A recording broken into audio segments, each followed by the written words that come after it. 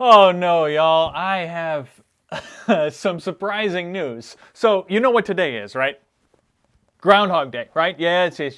For a season, I actually lived a couple towns over from Punxsutawney, which was really quite something, where they will be celebrating, as they have, since the 1880s, which is wild. But y'all, do you know that it started as a religious holiday? And not like, all hail the mighty rodent, but like the Pennsylvania Dutch celebrated, Christians celebrated a Christian holiday, Candlemas, which is traditionally the celebration of Jesus being presented at the temple, always February 2nd. And these Pennsylvania Dutch used to celebrate Badger Day in Europe to celebrate this, with a badger predicting the weather. By the way, the 16th century reformers in Europe certainly tried to put a stop to this whole thing, but I guess they failed. And anyway, the Pennsylvania Dutch brought this idea of Badger Day to Pennsylvania, and it somehow migrated to groundhogs through some sort of strange coincidence in German or something like that. And now, 200 some years later, this Christian celebration of Jesus' presentation at the temple has become a celebration of a giant rodent predicting the future. It's a pretty silly and kind of fun holiday. But I have to tell you, as you may know, I'm a bit of a Scrooge when it comes to these things. Punxsutawney Phil doesn't actually predict the weather.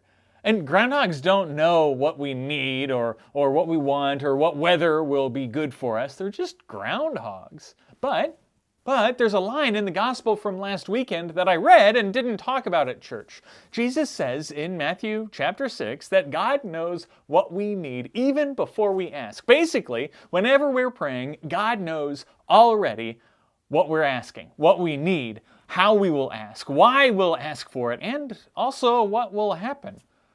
That doesn't stop us from asking, mind you. Praying is an act of devotion and of community and of love. But yes, of course, God already knows exactly what you need before you ask. Anytime we pray, there's this implication, there's this implied, but nonetheless, your will be done. You see, we know someone who does indeed know what is going to happen in the next 6 weeks. God doesn't experience time in the same way that you and I do, and of course, Phil does. God is outside of time. For God, there's no difference between yesterday and tomorrow, and God is in control over all of it. When we pray, we know that ultimately God is in control. And I have to tell you, I'd much rather God be in control than a groundhog. But anyway, happy Groundhog Day. I hope we have spring soon, and peace be with you.